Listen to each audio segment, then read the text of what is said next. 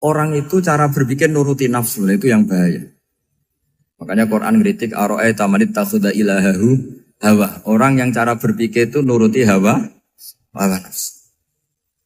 Kalau zaman Nabi, zaman sahabat, zaman ulama, itu enggak seperti itu. Sehingga cara berpikir itu mudah.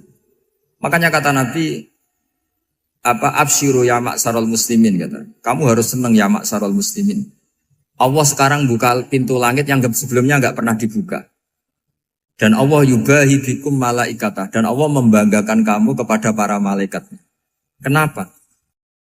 Umatnya Muhammad, umatnya Rasulullah Muhammad SAW, itu kalau sampean kepengen mati setiap saat itu baik, itu resepnya gampang kata Nabi. Addu faridotan wantadzoru ukhra. Jadi Allah memberitahu, ya Muhammad, umatmu ini luar biasa. Jadi misalnya tadi kita sholat subuh, ditanya, Bahak kamu sekarang ngapain? Nunggu sholat duhur ya. Setelah sholat duhur ditanya lagi nunggu apa asar. Sehingga faman kanat hijratuhu ila Allah wa rasulih fa hijratuhu ila Allah. Jadi kalau ya sudah ini tak ijazahkan. Kalau setelah sholat subuh nunggu apa? Duhur. Setelah duhur nunggu.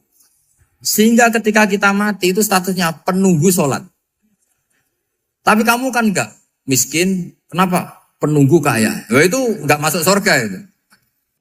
Penunggu kemapanan. Berarti kan menunggu sesuatu yang seleranya nafsu. Beda kalau penunggu sholat. Berarti kamu di dunia menunggu ritual ibadah. Maka di antara ijazahnya Nabi apa? Addu faridotan wantadzoru ukhra. Melakukan satu fardu. Kemudian kita menunggu tugas berikutnya. Jadi niati saja setelah subuh nunggu apa?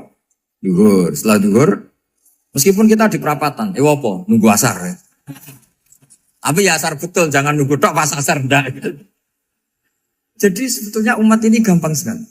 Jadi di antara kebanggaan Allah, yubahi itu Allah bangga dengan malaikatnya adalah umat ini adalah addu faridotan wantadzoru ukhra. Melakukan satu fardu, kemudian menunggu fardu yang lain.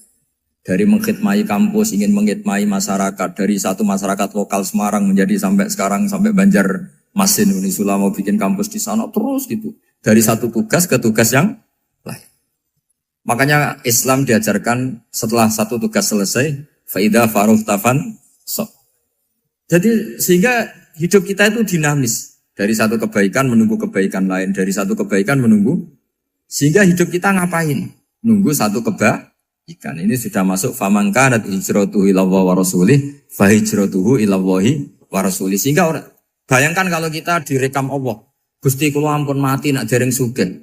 Wis melarat puluhan tahun, sakit, nunggu sesuatu sing sifatnya nafsu, kepengin sugih. Sugih tok aja cukup. Tahu buruh napa sing tahu ngenyek ndekne lho, itu kan urung-urung wis dendam. Saya belum mau mati sebelum kaya dan buruhkan orang yang pernah melecehkan saya. Wis ngono akhirnya mati urung sugih. Berarti wis fakir matine hasud. Mau itu ngenes dunia akhirat kan kira-kira seperti itu. Kamu santai aja kalau fakir berarti meringankan hisab karena ada banyak harta. Yang mau dihisab papanya enggak punya apa-apa. Jadi saya mohon sekali ya, Islam itu mengawal kebahagiaan. Sebab itu sampai bahagia itu menjadi perintah Islam, qul bi fadlillah wa bi rahmatihi fa bidzalika falyafrahu. Karena dengan bahagia bi taat diharapkan orang Islam itu tidak bahagia atau cari kesenangan lewat jalur maksiat. Sehingga ciri utama wali apa? Ala inna awliya Allahi la khaufun alaihim walahum yahzanun. Sehingga ulama dulu itu rileks-rileksnya. Termasuk yang saya ceritakan tadi, Imam Ahmad, Imam Syafi'i. Itu melihat apa saja rileks.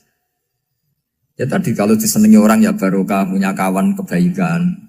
Nak dineng ya barokah dineng di gedingi tonggo rada utang, ranjuk tulung gitu. Jadi rileks saja. Masyhur itu Imam Syafi'i ngendikan waman asaa ilaika faqat atlakoka. Orang yang berbuat buruk sama kamu, hakikatnya adalah membebaskan kamu. Atlako itu apa? Membebaskan. Enak gak jadi hidup gitu? Kalau kamu kan enggak, kok gedeng aku salahku apa? Malah kamu ujub tuh, orang kok gak tahu salahnya. Kamu jadi suami, istrinya ngomel, kurang apa saya sebagai suami? Ya kurang banyak, enggak ganteng, enggak kaya, enggak ini. Malah kalau diterangkan malah parah toh. Ya sudah rileks saja. Kalau dia ngomel ya tadi, alhamdulillah dapat pahala tanpa apa? Biaya. Terus ngomel kan butuh energi, paling yang tidak kuat 3 jam. Nanti juga berhenti apa? Terus ambil nilai positifnya, misalnya ngomel sama suaminya, bagus lah. Kalau ngomel sama tetangga malah kayak apa gitu aja udah. Jadi ulama dulu itu gampang sekali melihat melihat hidup. Rasulullah ya gitu, melihat hidup tuh gampang saja. Ketika tanya, ya Aisyah apa ada sarapan? Tidak ada ya Rasulullah, ya sudah saya tak puasa. Jadi enteng saja. Kadang-kadang beliau ingin puasa, ya puasa sunat, ada sarapan nggak jadi puasa. Rileks. Nabi itu rileks. Kalau ngajari kebaikan juga rileks. Nah sekarang itu banyak orang yang karena mungkin kurang baca. Islam itu kayak menjadi aturan yang bengis, yang repot, yang mengekang. Itu tidak seperti itu. Yuridu wa bikumul yusra, wala yuridu bikumul usra. Allah menghendaki agama ini mudah. Sehingga ada sahabat di Imami Mu'ad itu baca Baqarah. Sahabat ini pekerja petani. Mufarokoh ditinggal. Ketika Mu'ad lapor, ya Rasulullah ini ada orang munafik. Tengah-tengah sholat mufarokoh saya ditinggal. Yang disalahin itu tidak yang ninggal tapi Mu'ad. Afattanun anta ya Mu'ad. Kami itu tukang fitnah. Masa ngimami petani pakai surat Baqarah. Jadi yang disalahkan ini imamnya. Kalau kamu jadi imam, sholatnya ya yang cepat. Makanya terus banyak orang kecepatan karena tadi. Jadi Nabi itu enteng sekali. Jadi apa ya, Nabi itu beda dengan yang kita bayangkan beda. Nabi pernah ngaji di masjid, kemudian ada tetangga lewat pakai cangkul ke kebun. Semua sahabat gerutu. Ini orang tidak benar, ada Nabi ngaji ditinggal saja ke kebun, tidak ikut ngaji. Jawabannya Nabi tidak, itu bagus itu, ikut sunnah saya. Kenapa ya Rasulullah? Dia kerjanya nyari halal. Dan untuk menghidupi keluarganya itu juga ajaran saya. Sehingga yang ngaji ya ajarannya Nabi, yang enggak ngaji karena kerja mencukupi keluarga juga ajarannya Nabi. Segampang ini. Oh, kalau kayaknya kamu kan, wes gak roh akhlak kan gitu. Nabi rileks saja Nabi. Sampai bisa lihat itu di bab Fadhailul Kasbi. Makanya ini penting sekali supaya orang itu berpikir Islam atau mendakwakan Islam itu berdasar sanad.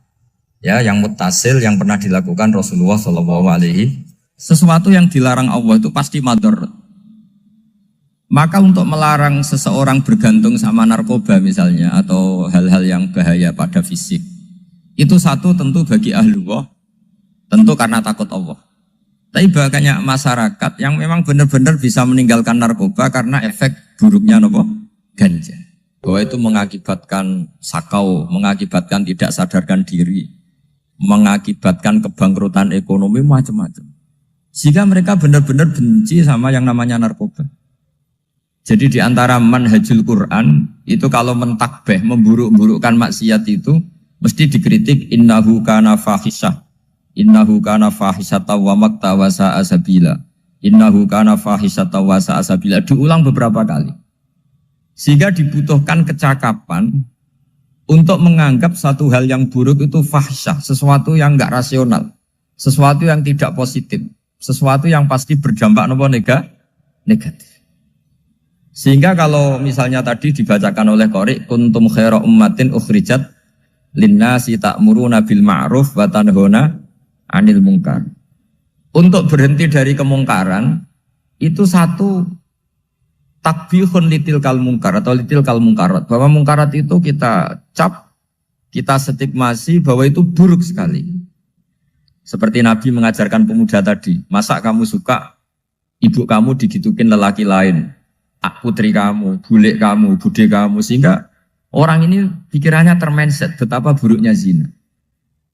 Sama seperti kita sukses memindset betapa buruknya narkoba, betapa buruknya bahan-bahan terlarang. Begitu juga seterusnya, terus pengkhianat dan sebagainya. Tapi problem manusia adalah dia itu akan mencari kebahagiaan atau kesenangan sesaat. Maka caranya gimana? Keinginan senang lewat maksiat ini dilawan dengan nyaman dengan taat. Saya ulang lagi, nyaman dengan taat. Sehingga ulama dulu punya kalimatul munajat, artinya kalimat hubungan pribadi sama Allah yang menjadikan orang itu nyaman. Dan ini yang diajarkan kitab-kitab tasawuf. Kitab tasawuf itu sukses mengajarkan melihat alam raya ini semuanya nyaman, termasuk yang mengecewakan. Itu dianggap nyaman. Saya berkali-kali mengajarkan ilmu ini karena ini musalsal ila Rasulillah SAW. Itu pernah suatu saat Imam Ahmad itu dipanggil sama tetangganya, anak muda. Tentu Imam Ahmad ini orang yang sangat soleh, sangat waroi, sangat tunduk sama perintahnya Allah dan Rasul. Pemuda tadi manggil, ya Ahmad, datang ke rumah saya. Imam Ahmad datang. Setelah sampai ke pemuda tadi, sudah pulang lagi, saya tidak butuh kamu. Pulang lagi. Setelah sampai rumah dipanggil lagi, ya Ahmad, datang lagi. Datang lagi. Oh, saya tidak jadi butuh, pulang lagi. Sampai 3 kali. Dan itu perangai ekspresi Imam Ahmad itu atau ulama lain yang sesoleh beliau itu nyaman, indah. Beliau tetap senyum-senyum nyaman. Beliau tidak tersinggung, tidak terprovokasi, tidak, ya pokoknya tidak tersinggung, kelihatan nyaman. Lama-lama pemuda ini terus tanya, ya Ahmad, kamu saya perlakukan seperti ini kok tidak tersinggung? Kamu senyum-senyum saja, happy-happy saja. Jawabnya Imam Ahmad itu unik.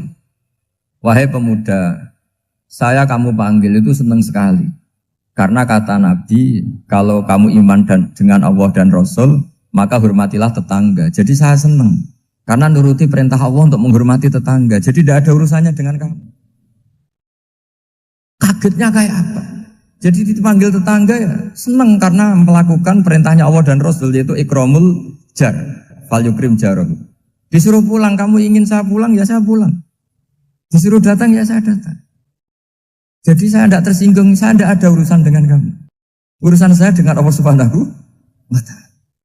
Itu kalau bapak-bapak istrinya ngomel terus sabar itu ya bagus. Saya tidak punya urusan. Kalau kamu terprovokasi oleh istri, berarti kamu didikte oleh makhluk. Masa seorang rektor didikte makhluk? Kan tidak keren. Apalagi seorang habib didikte makhluk, kan tidak keren.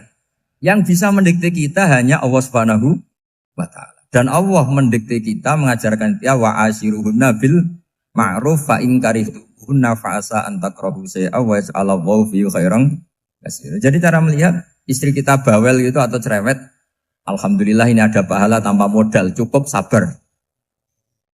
Kalau istri kamu sedang mesra, malah mintanya ke mall, malah biayanya tinggi.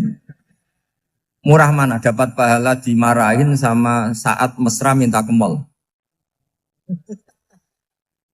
Milih yang pertama kan? Nah ya itu tidak usah modal ini. Ya gitu aja. Jadi kalau istri sedang marah, bawel, anggap saja ini rezeki. Dapat pahala tanpa apa? Biaya. Nah, kalau pas rukun malah nantang ke mall, biayanya malah tinggi. Jadi ulama dulu itu melihat dunia itu happy. Pernah Imam Syafi'i dikasih tahu, orang yang tadi nyium tangan kamu ya, itu di rumah menghujat Anda. Jadi dia sopan hanya di depan Anda, kalau di luar menghujat Anda. Jawabnya Imam Syafi'i lucu. Ya baguslah. Yang cerita ini kaget. Kenapa bagus ya Aba Abdillah? Kalau manggil Imam Syafi'i ya Aba Abdillah. Ya berarti saya masih wibawa, di depan saya tidak berani katanya. Jadi dipandang enteng saja. Jadi kalau kamu di depan kamu istri kamu tidak berani belanja, tidak ada kamu belanja banyak, anggap saja Anda wibawa. Jadi enteng saja. Pernah Imam Syafi'i dikasih tahu, separuh dari kampung Anda itu gak suka kamu. Ya baguslah. Kenapa? Oh nak rukun malah bakal utang katanya gitu. Kira-kira yang utang itu yang rukun apa yang neng-nengan? Yang rukun. Jadi enteng saja. Masyhur itu makalahnya Imam Syafi'i. Waman asa'a ilaika faqad atlaqaka. Orang yang berbuat buruk sama kamu berarti membebaskan kamu. Kalau saya sedang nenengan sama Habib Hasan Toha Putra, beliau naik Alphard gak nawarin saya sah karena baru nenengan. Tapi kalau sedang rukun malah harus repot mana? Rukun sama ndak rukun? Repot rukun sebetulnya. Jadi Imam Syafi'i itu happy saja. Kalau sedang rukun sama tetangga ya dianggap rukun itu satu kenikmatan. Sedang ndak rukun ya dianggap satu kenikmatan. Jadi orang dulu itu serilek itu melihat dunia. Kalau kita kan enggak, ego. Wah saya ini suami kok dimarahin istri. Wah ini egonya bangkit. Padahal egonya bangkit itu ada kebodohan di situ. Yaitu seorang rektor didikte seorang istri, seorang makhluk. Apalagi kalau Anda daftar wali itu tidak akan jadi wali. Ini wali kok tunduk sama makhluk. Karena didikte apa? Makhluk.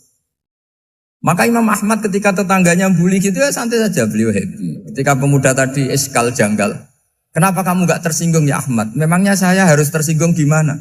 Kan tak panggil tidak jadi, tak panggil tidak jadi. Hei pemuda, saya ini tidak punya urusan dengan kamu. Saya nuruti kamu karena perintahnya. Saya senang melakukan perintah Allah, harus berbaik sama kamu. Sampai 3 kali. Ajarkan Muhammad atau katakan Muhammad pada umatmu. Sebaiknya atau seharusnya mereka hanya gembira dengan melihat fadlnya Allah dan rahmatnya Allah. Ini harus kita pahami mulai dari konstruksi yang paling pokok, yaitu akidah. 2 ahwal. Ahwal itu 1 perilaku sosial. 3 mutammimat, sesuatu yang tidak pokok, tapi kita butuhkan dalam mengawal hidup ini. Saya beri contoh, itu sampai maksiat, itu karena cari kesenangan. Misalnya baru penat itu, ingin seneng, ada orang yang macam-macam lah, ingin melihat maksiat, apa itu pornografi, apa nyabu, apa macam-macam. Itu sebetulnya agama punya konsep yang luar biasa, yaitu seharusnya seseorang itu gembira. Gembira dengan ketaatan. Lalu pertanyaannya caranya gembira gimana? Gembira itu mudah. Jadi misalnya kamu sujud sama Allah Subhanahu wa taala. Terus cara berpikir begini. Ini sekaligus ijazah. Cara berpikir begini. Ya Allah, ini kata Sayyidina Ali, kafani izzan an aku nalaka abdan wa kafani fakhron an takuna li robban. Ya Allah, betapa sialnya saya andaikan saya jadi budak dari makhluk yang sama. Misalnya sampean itu seorang kiai atau rektor atau doktor atau orang terpelajar, kemudian kamu jadi budak atau hamba dari makhluk yang setara. Betapa hinanya saya. Maka kata Sayyidina Ali, ya Allah saya ini cukup bahagia, cukup bangga karena jadi budak, jadi hamba dari zat yang super atau yang maha super. Jadi kok Allah Subhanahu wa ta'ala. Sehingga ada kebahagiaan yang luar biasa karena menjadi hambanya Allah Subhanahu wa ta'ala. Setelah bangga dengan jadi hambanya Allah, maka kita akan malu. Malu misalnya kok saya bahagia itu nunggu melihat pornografi, melihat maksiat. Itu terus menjadi malu. Kenapa saya bisa didikte oleh hal-hal seremeh itu? Ya, kita malu karena didikte oleh hal-hal yang seremeh itu. Karena kita didikte oleh nafsu. Jadi izzatun nafsi, satu harga diri seseorang itu harus dihidupkan untuk hanya tunduk kepada Allah Subhanahu wa ta'ala. Sehingga Nabi itu melatih satu logika tarkul ma'asi. Nabi itu dulu ketika ada seorang pemuda yang ya karena mungkin pemuda ya, dia itu mau masuk Islam, tapi uniknya kata pemuda tadi, saya masuk Islam tapi asal dibolehkan bebas zina. Jadi ini agak sableng. Jadi mau masuk Islam syaratnya dibolehkan apa? Zina atau free sex gitu. Karena orangnya agak hiper. Itu Nabi tidak langsung mengancam dengan neraka enggak. Ketika mau pamit gitu semua sahabat melarang. Mah itu jangan, kamu jangan suan Nabi, itu permintaan yang nggak masuk akal. Setelah lama ditahan, terjadi kegaduhan di masjid, Nabi dengar, itu ada apa itu? Itu ada pemuda yang mau masuk Islam tapi yasta'dzinuhu fi zina. Tapi mereka minta izin Nabi untuk tetap boleh zina. Kata Nabi, pemuda itu suruh masuk, suruh menghadap saya. Ketika menghadap Nabi, saya ulang lagi ketika menghadap Nabi, Nabi mengajarinya itu luar biasa. Nabi tidak langsung mengancam dengan neraka atau dengan azab tunda. Tapi kata Nabi, Atau hibbuhu li ummik. Kamu suka kalau ibu kamu itu jadi demenannya orang banyak. Pondok ya Nabi. Yang demen ibu saya tak bacok kan. Karena ini ya agak preman, di mana-mana orang akal agak preman. Terus atau hibbuhu li bintik. Kamu suka kalau putri kamu ya digitukan orang-orang. Oh ya enggak Nabi, yang gitukan putri saya tak bacok. Atau hibbuhu li kholatik. Kamu suka kalau bule kamu digitukan. Atau hibbuhu li ammatik. Kamu suka kalau saudara bapak kamu digitukan. Nabi itu mengeset ya. Cara sekarang itu otak mungkin. Nabi itu meluruskan otaknya anak muda itu. Betapa buruknya zina. Cara bahasa Arab ditakbih. Betapa buruknya zina. Kamu suka kalau korbannya ibu kamu, putri kamu, bude kamu, bule kamu. Sehingga orang itu matur ya hasbuka ya Rasulullah. Ini sudah cukup. Saya tidak pernah melihat sesuatu seburuk zina. Jadi fa'al qawwa fi qalbihi bughdha zina. Kemudian Allah meletakkan di hatinya, menanamkan benci zina. Sehingga akhirnya pemuda tadi menjadi iffah, menjadi menghindari zina. Artinya begini ya, ini mungkin yang lolos dari para kita sebagai dai, kita tidak belajar banyak tarbiyahnya Rasulullah Shallallahu Alaihi Wasallam. Jadi kalau kita benci maksiat, itu jangan hanya ditahzir, ditakutkan neraka itu enggak. Jangan hanya itu. Tapi di logika. Jadi kalau kita menghindari maksiat, itu selain karena takut azab, itu ada logika. Ada rangkaian pikiran yang menjadikan kita anti satu perbuatan apa maksiat. Jadi misalnya gini ya, kira-kira ginilah kalau contoh gampang itu. Ada orang gitu ya, nyanyi dengan pakaian yang mungkin pornografi gitu. Mungkin pemuda-pemuda ingin melihat itu, tapi bisa diobati gini. Kok enak dekne mergawe kok tak bayar ya, aku kehilangan duit. Meskipun dengan logika yang agak serampangan, yang penting menjadi kita ini punya harga diri untuk tidak tergantung hal-hal seperti itu. Sehingga Nabi itu cara menggambarkan tadi mulai atau hibbuhu li umma, kalau ibu kamu jadi demenannya orang lain. Pemuda tadi bilang yang demen ibu saya mau saya bunuh. Ditambah lagi atau hibbuhu li bintik. Bagaimana kalau korbannya putri kamu, bule kamu, bude kamu. Sehingga terus si pemuda tadi betapa buruknya zina. Betapa murahnya zina. Akhirnya pemuda tadi al-qawwa fi qalbi bughdha zina. Terus kemudian pemuda tadi itu sangat membenci dengan apa? Berzina. Nah, pikiran-pikiran seperti ini harus kita tanamkan. Harus kita tanamkan supaya orang itu benci melakukan maksiat. Karena satu memang takut sukhtuwah, takut dibendu Allah atau dibenci Allah. Dua, memang logika kita mengarahkan tidak maksiat. Saya beri contoh ya, betapa pentingnya mindset ya, cara berpikir. Orang itu menjadi kikir itu karena nganggap hidup itu lama dan uang itu penting. Kalau zaman Nabi itu sederhana kalau melihat hidup. Pernah suatu saat Nabi itu punya jatah makan. Karena Nabi itu hidupnya juga pas-pasan. Jadi Nabi itu unik. Beliau di satu sisi kaya raya, bisa ngurmat Abu Hurairah, Ammar, Suhaib. Ashabu Sufa itu dirawat Nabi semua. Itu kan kaya, bisa merawat sekian orang. Tapi di sisi yang lain untuk pribadinya beliau miskin. Kadang nggak bisa makan hari itu. Tapi di saat yang sama bisa merawat Ahlus Sufa. Jadi keliru kalau orang hanya cerita Nabi itu miskin, untuk makan dirinya aja susah. Itu keliru. Kelirunya kalau tidak diteruskan, tapi Nabi mampu menghidupi Ahlus Sufa. Singkat cerita jatah makannya Nabi itu dikasihkan orang ketika Nabi tanya, ya Aisyah, makanan jatah saya di mana? Oh ya Rasulullah, tadi ada orang minta tak kasihkan, maka makanan itu habis. Apa kata Nabi? Kamu salah Aisyah. Yang kamu kasihkan itu justru yang masih. Ya yang kamu kasihkan itu justru yang masih. Sehingga Nabi menganggap, makanya Nabi terus ngendikan. Ya kalau mukhatabnya lelaki ya kira-kira begini.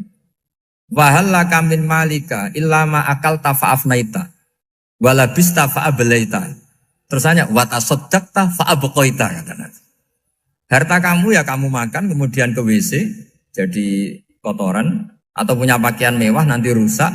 Watasaddaqta fa'abqaita. Ada yang kamu sedekahkan yaitu yang abadi sampai akhir. Sehingga banyak pengusaha yang mencintai saya setelah tak ajari hadis itu. Misalnya punya uang 1 miliar karena dia spekulan atau pedagang rawan bangkrut, disedekahkan ke masjid 50 juta, yaitu yang abadi. Jadi kalau suatu saat bangkrut, dia masih punya uang 50 juta di akhirat. Jadi Nabi itu mengajari sedekah itu apa? Ya sedekah itu pengabadian uang. Kalau kita kan enggak, bilang sedekah itu nguras uang. Itu pikirannya setan, dan pikirannya orang Islam. Itu cara berpikir setan, bukan cara berpikir umat apa? Sehingga Sayyid Ali Zainal Abidin itu kalau ada orang minta, kemudian beliau ngasih, itu beliau bilang gini, marhaban biman hamala zadi ilal akhirah. Matur nuwun nggih jenengan sing beto sangu kula nate. Jadi dianggap teller saja. Orang yang minta uang beliau itu dianggap tukang nyatet bank ini. Karena sudah ditabungkan. Ya sudah. Kalau kita kan enggak, wah pengemis tuh ganggu gini-gini. Kecuali pengemis profesi ya, mungkin kita agak-agak enak. Pada zaman akhir tuh ada pengemis apa? Profesi. Jadi repot. Terus tak beri contoh lagi kebahagiaan ketika kita milih Islam moderat. Islam kita diajarkan guru-guru kita, utamanya oleh guru kita Mbah Maimun. Saya juga sering ketemu beberapa ulama dunia, termasuk Habib Umar. Saya juga ikut sowan ke sini pas beliau sama Habib ini Hasan Toha Putra di sini sama orang-orang moderat itu cara berpikir juga luar biasa indah. Beliau pernah cerita ya, beberapa ulama lah, banyak yang cerita itu. Saya pernah diceritani seorang alim, ketika ada orang ekstremis itu mau ngebom di tempat maksiat. Kebetulan yang maksiat itu kebanyakan ya orang Islam, karena di negara yang mayoritas Islam. Ditanya sama Syekh Sa'rawi. Syekh Sa'rawi itu mufasir top di mana? Mesir. Ini mau tak habisin karena mereka orang Islam kok maksiat terus. Terus ditanya sama Imam Sa'rawi, laumatu ala khini ma'asihim aina masiruhum. Kalau mereka mati dalam keadaan maksiat, mereka kemana? Ya ilanar, mereka pasti masuk neraka. Terus ditanya sama Imam Sa'rawi, wahal masiruhum ilanar muradun nabi amlan. Punya umat maksiat kemudian mati masuk neraka, itu yang diinginkan Nabi apa enggak? Ya tidak aja. Ya sudah, enggak usah dibom, ditunggu tobatnya kata. Karena kalau mati dalam keadaan itu ke neraka dan itu tidak yang diinginkan Rasulullah Sallallahu Alaihi Wasallam. Terus ekstremis ini menjadi tobat, tidak berpikir ekstremis Mas. Jadi orang itu harus berpikir mindset yang baik. Meskipun kadang berpikir baik itu ya agak-agak kacau. Ada seorang wali majdub, itu kalau berdoa agak kacau, tapi gak bisa dibantah. Masyhur itu doa itu. Ini sekaligus ijazah, tapi kalau sebelum wali gak boleh. Itu datang ke makamnya Rasulullah SAW. Terus doanya itu begini. Ya Allah, sekarang terserah engkau. Ya Allah, sekarang terserah engkau. Jika saya kamu jadikan orang soleh, jika saya engkau jadikan orang soleh, maka surra habibuk, maka kekasihmu ini senang. Yang susah musuhmu yaitu setan. Tapi kalau engkau menjadikan saya orang fasik, maka yang susah kekasihmu, yang senang musuhmu. Jangan punya dua pilihan itu. Wah itu kan doa tapi kayak teror itu. Ya jadi berdoa di Raudhah. Wah itu pasti mandi itu karena agak-agak maksa Tuhan itu. Ya Allah, engkau punya dua pilihan. Jika saya jadi orang soleh, maka kekasihmu ini senang. Musuhmu yang susah yaitu setan. Tapi jika saya jadi orang fasik, maka musuhmu yang senang, kekasihmu yang susah. Mohon terserah jenengan, mau menyenangkan kekasihmu, apa menyenangkan musuhmu gitu. Kira-kira gimana? Kalau tertarik boleh doa itu dipraktekkan. Tapi kayaknya kalau copy paste itu gak keren, apa? Jadi dulu orang itu muamalah sama Allah dan Rasul itu rileks. Rileks itu nyaman karena ya tadi kul bi fadlillah wa bi rahmati fa bidzalika falyafrah. Sehingga Imam Izzuddin bin Abdissalam itu ngendikan innal ladzina yarmunal muhsanatil ghafilat. Di antara kebaikannya ibu-ibu atau mbak-mbak ini harus berstatus ghafilat. Perempuan-perempuan pelupa. Ghafilat itu pelupa. Pelupa dari kenikmatan maksiat sehingga mereka dengan taat. Misalnya ada ibu-ibu atau mbak-mbak atau juga bapak-bapak tahajud, kemudian nyaman dengan tahajud itu. Kira-kira terbersit enggak ingin maksiat? Enggak kan, karena sudah nyaman dengan tahajud, dengan taat. Maka dibutuhkan kenyamanan dalam beribadah. Sebab itu ala bidzikrillahi tatmainnul qulub. Makanya saya termasuk kiai yang setiap ngaji itu happy, seneng. Karena ini untuk kampanye, seneng dengan ngaji, dengan taat itu sudah luar biasa. Kayak apa kalau mereka senengnya kalau nunggu melakukan maksiat. Jadi termasuk bentuk perlawanan kita terhadap maksiat adalah usahakan kamu tuh bahagia, seneng dengan taat. Istiqnas billah, mu'anasah billah, farah billah, itmi'nan tumaknina billah. Sehingga ini mencukupkan kita tidak berkebutuhan maksiat. Meskipun kita ya manusia, pasti suatu saat atau sudah pernah maksiat. Serasa diceritakan lah, itu mesti gitu. Lah orang-orang dulu itu orang yang sukses mengelola bahagia ma'allah wa billah walillah. Jika wali-wali dulu itu jadi wali itu tidak mesti karena ibadahnya banyak, itu enggak. Mereka orang yang ibadahnya itu biasa. Biasa-biasa sekali. Ulama-ulama dulu ibadahnya biasa sekali. Tapi qulubuhum ma'allah, hatinya itu ma'allah. Itu ada seorang wali itu jadi wali, Umar bin Abdul Aziz yang dikenal khamisul khulafa. Khamisul khulafa. Di luar khulafa Ar-Rasyidin 4, di antara yang soleh adalah siapa? Umar bin Abdul Aziz. Itu ketika mau meninggal, itu senangnya bukan main. Itu semuanya nangis, beliau senang. Terus tanya, kenapa kamu senang? Memangnya saya kalau mati itu kemana aja? Ila khairi madhubin ilah, ke zat terbaik. Dibang urip mbek kowe bulet atau mbek arhamur rahimin kan. Yaitu Allah Subhanahu. Jalaluddin Ar-Rumi ketika mau meninggal itu muridnya nangis semua, beliau marah. Kamu harusnya pesta karena saya mau ketemu kekasih saya, malah kamu tangisi, goblok sekali kamu katanya. Jadi orang-orang dulu itu luar biasa. Karena tadi mereka tidak ingin ketemu Allah itu dianggap problem. Harus sesuatu yang membahagiakan. Makanya wali-wali itu kalau berdoa begini. Wa khairu ayyami yauman alqa fih, dan jadikan hari terbaikku adalah hari ketika saya ketemu engkau ya. Pernah dengar doa itu? Wa khairu ayyami yauman alqa fih, dan hari terbaikku adalah hari saat ketemu engkau. Aman kan enggak? Sampai matiku wedi. Saya tidak tahu wedi dosa apa wedi Israel apa wedi malaikat siapa? Mungkar Nakir. Sebenarnya tidak perlu seperti itu. Karena cara pandang Nabi itu ini bisa dipraktekkan. Kalau kamu orang baik, mati artinya apa? Ya baik. Karena husnul khotimah. Kalau kamu orang yang buruk, itu kata Nabi, anggap saja mati itu akhir dari keburukan kamu. Nah, aku urip terus, malah maksiat terus. Maka Nabi itu kalau ngajari kita berdoa gini, Allah maj'alil hayata ziyadatan li fi kulli khairin wal mauta rohatan li min kulli syarri. Ya Allah, kalau saya hidup, ya anggap saja ziyadah fi kulli khairin, berpotensi nambahi kebaikan. Kalau saya mati, anggap saja ini akhir dari segala keburukan. Maka saya berkali-kali, banyak tradisi ulama-ulama NU, ulama-ulama pesantren, ya ada hanya NU, pokoknya ulama-ulama alim. Itu kalau ada orang mati, orang nakal gitu mati, ini saya gitu. Itu hadirin mesti gak terima. Ngapain nanti wong nakal. Tapi dipaksa sama kiainya, saya gitu. Lama-lama dipaksa.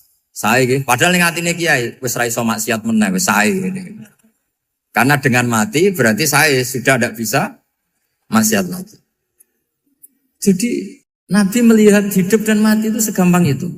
Kalau al-hayata ziyadatan li fi kulli khairin wal mauta rohatan li min kulli syarr. Coba kita ke depan itu kan ada potensi zina, potensi korupsi, potensi maksiat. Yang bisa menghentikan potensi itu apa coba? Mati ya, udah pinter ya. Sudah maju berarti. Berani mati? Berani. Tapi jangan di sini ngel-ngelo panitia. Artinya yang selama ini kita risau dengan kematian, dengan apa? Nabi ngajari kita tadi. Allah maj'alil hayata ziyadatan li fi kulli khairin wal mauta rohatan li min kulli syarr. Ya Allah, jadikan hidup ini sebagai bekal menambah kebaikan, dan suatu saat kalau saya mati, semoga itu akhir dari segala keburukan. Jadi artinya Nabi itu ngajari kita itu positif terus. Sama seperti ulamanya tadi. Nak lagi rukun mbek tonggo ya sanggep ae kanca keapian. Nak nenengan ben ra utang ngoten. Dadi pokoknya penak terus gitu loh. Nak bojo lagi ngamuk alhamdulillah gak ngajak blonjo. Nak pas rukun ya alhamdulillah kok lagi rukun. Jadi gampang semua. Makanya ada seorang alim itu ngendikan begini, ada yang tanya. Saya tuh dulu ketika kaya, teman saya sering main ke saya. Setelah saya miskin gak ada teman-teman yang ke saya. Dikira si Habib ini kebetulan orangnya Habib itu mendukung keluhan dia. Ternyata enggak. Si orang alim itu bilang gini, malah bagus toh gitu. Kowe wis melarat buruhe wong. Ya sudah kamu miskin buruhnya orang lain. Misalnya tukang manol di pasar atau tukang becak. Kemudian teman-teman kamu datang, malah kamu malu tuh jadi tontonan. Bagus kalau mereka lupa, pas kamu miskin gak ada yang lihat katanya.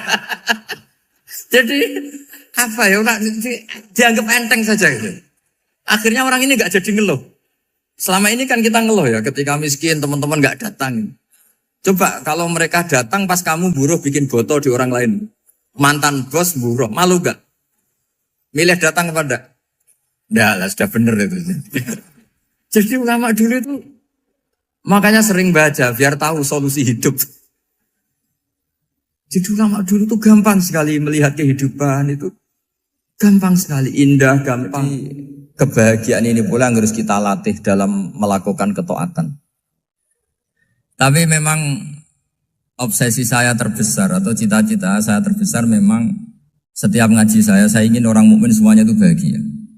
Dengan bahagia itu mereka tidak neko-neko ingin mencari kebahagiaan lewat jalur apa maksiat. Sehingga dalam konstitusi ulama yang ditulis di kitab-kitab usul fikih, dan itu kitab yang saya kaji, selalu saya kaji, itu membela-bela sesuatu yang mubah itu sampai luar biasa. Karena melihat mubah itu, misalnya Anda tidur itu berstatus mubah. Anda bermain catur berstatus mubah. Anda rileks sama teman jagungan semalam dengan teman rektor atau dosen atau yayasan itu melihatnya bukan mubah tapi tarkul maksiyah. Misalnya saya semalaman asik musamarah itu jagungan malam sama Habib Toha Al-Munawwar. Itu awang ngitungnya bukan, wah ini jagungan ngalor ngidul tidak penting tuh enggak. Malam itu bahak tidak ke dugem, tidak ke tempat maksiat. Sehingga ada ulama yang mengatakan mubah itu enggak ada. Saya ulang lagi, mubah itu enggak ada. Kan umumnya ulama bagikan wajib, ya kan, haram gitu. Terus diantaranya mubah, sunat, makruh. Ada ulama yang mengatakan mubah itu enggak ada. Kenapa logikanya begini? Itsma min mubahin illa wa yatahaqqaqu bihi tarku haramimma. Karena tidak ada mubah yang Anda lakukan kecuali saat itu pasti ditinggalkannya sebuah keharaman. Misalnya Anda sedang jagungan sama istri di luar, di rumah, asik di rumah semalaman. Mungkin bahas hal-hal yang ringan. Mungkin melihat sinetron atau apa yang ringan. Tapi di situ terjadi Anda meninggalkan ke tempat-tempat maksiat. Sekarang ninggal maksiat itu wajib apa mubah? Wajib. Padahal Anda sedang melakukanmu. Nah itu dicatat oleh Allah itu tarkul haram, meninggalkan keharam. Jika masyhur dalam cerita wali-wali itu, Abu Yazid yang seperti itu ibadahnya pernah tanya, ya Allah lalu yang makomnya orang seperti saya siapa? Karena beliau semalaman ibadah terus. Sama Allah dijawab, ya yang tidur di pinggir kamu itu. Abu Yazid, lu kok bisa ya Allah? Dia kan tidur terus. Ya kan dia tidur berarti meninggalkan keharaman. Ngomong sing potongan tukang maksiat itu apik turu apik melek kira-kira. Apik turu. Timbang sama nak melek pola wis turu ae kira-kira gitu. Jadi enggak usah dipaksa tahajud, dipaksa qiyamul lail itu. Iya kalau qiyamul lail. Kalau dapat informasi, ke sini ikut saya terus katut kan repot. Jadi perlawanan terhadap maksiat itu sebetulnya gampang dalam Islam karena tadi nggak ada sesuatu yang mubah kecuali saat dilakukan berakibat meninggalkan keharaman. Mudah sekali. Jika banyak orang jadi wali itu karena melakukan mubah.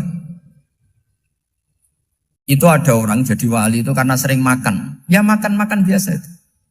Karena ketika makan ya Allah betapa doifnya saya. Katanya saya presiden, katanya saya rektor, saya kiai. Ternyata kalau nggak makan tuh lemes. Apa hebatnya makhluk yang bergantung makhluk yang lain, yaitu makanan. Nah karena seperti itu terus dia al-laja ilallah, terus dia sungkeman ning Allah. Betapa lemahnya saya. Sebab itu ketika Quran mengkritik dan dengan tanda kutip kemungkinan Tuhannya Isa bin Maryam, itu ngeritiknya sederhana Quran itu. Mal masih ibnu Maryam illar rasul qad khalas min qablihir rusul wa ummuhu siddiqah kana yaqulanit ta'am. Isa itu tidak Tuhan, wong dia makan. Kamu kebayang nggak misalnya punya Tuhan, wah tadi Tuhan mampir ke rumah saya, dia lemes. Setelah tak kasih makan sehat lagi gitu. Itu kan nggak kebayang. Tapi Tuhan marung di rumah saya, lemes tak gratisin, kayaknya tidak punya uang gitu. Setelah makan, wah gairah lagi. Kebayang nggak punya Tuhan seperti itu. Sehingga Quran kalau gejolak sederhana, karena yakulanit to'am. Sehingga wali-wali itu kalau makan itu sadar lemahnya dirinya, betapa dirinya tergantung makanan. Sesuatu yang tergantung itu artinya tidak hebat, tidak Tuhan. Jadi untuk menjadi wali, untuk menjadi dapat ridhonya Allah itu sebenarnya sederhana. Termasuk ada cara jadi wali yang agak kacau, tapi ini ya benar, asal niatnya benar. Misalnya Unisula besar, ya kurang besar lagi. Kita sudah punya uang, kurang banyak uang lagi. Itu Nabi Ayub, itu kan seorang nabi. Pernah diuji, oh ini ada di Sahih Bukhari. Nanti kamu tanya, hadisnya Sahih enggak? Ini ada di Sahih Bukhari. Kadang orang kota itu aneh. Enggak ahli hadis tapi tanya, Sahih enggak? Padahal anda kan dibodohi Sahih, ya ngandel saja. Jadi kadang ya aneh. Oh enggak tahu kok tanya. Itu Nabi Ayub itu sudah kaya, pas itu sudah kaya. Bukan cerita yang masih miskin, memang sudah kaya. Beliau di kamar dihinggapin satu belalang dari emas. Setelah belalang itu dikejar, ternyata yang jenis itu banyak, semuanya dari emas. Ngambil sana sini, ini yang kesak ini dipenuhin, saku ini dipenuhin, sampai banyak. Sama Allah digojlok. Kamu itu Nabi saya, kenapa kamu mengumpulkan harta sebanyak itu? Kamu itu Nabi saya kok rakus? Jawabannya Nabi, ya Allah, siapa yang bisa kenyang dari rahmatmu? Ya, jadi kalau kamu punya uang 1 miliar, kok ingin 1 miliar 100, ingin 1 miliar 200, itu cara ngitung bukan uang. Ya Allah, siapa yang bisa kenyang dari rahmatmu? Karena rahmat Allah tidak terbatas, sudah Gusti tenang saja. Meskipun saya gini, rahmat Anda tidak akan habis. Sehingga waroi ada ilmunya, tomak juga ada ilmunya. Termasuk ragus itu juga ada ilmunya. Misalnya begini, ini contoh ragus yang ada ilmunya begini. Ini saya beri contoh. Mungkin yang boleh niru orang-orang soleh, kalau nggak soleh jangan. Imam Syafi'i ini cerita nyata. Imam Syafi'i itu dulu ketika ngaji masih muda itu nggak suka sama guru yang kaya. Kebetulan dia punya guru miskin terus. Namanya Sufyan As-Tsauri, itu miskinnya Masya Allah. Sufyan bin Uyainah juga miskin. Jadi dia miskin, punya guru miskin terus. Sehingga idolanya ya sama guru-guru yang miskin. Suatu saat guru-guru ini menyarankan dia ngaji Imam Malik. Imam Malik itu kaya raya. Itu babutnya Imam Malik, kalau diinjek, itu mata kakinya tidak kelihatan, saking halusnya. Kalah, Indonesia kalah. Imam Malik itu gaya. Kalau ngaji di kursi tinggi, terus pakai bukhur itu, pakai dupa Arab yang mahal. Pokoknya mewah kali Imam Malik. Terus dia mulai ini kiai kok kaya. Kemudian setelah beliau alim, tanya, saya harus ngaji siapa setelah ilmu jenengan habis kira-kira gitu. Kata Imam Malik, sudah, kamu tidak usah perlu ngaji saya, kamu sudah alim alama. Terus Imam Malik datang ke Baki. Zaman itu Baki itu semacam kayak rentalan ya, semacam Grab lah kalau dulu. Mana kafilah yang mau ke Irak?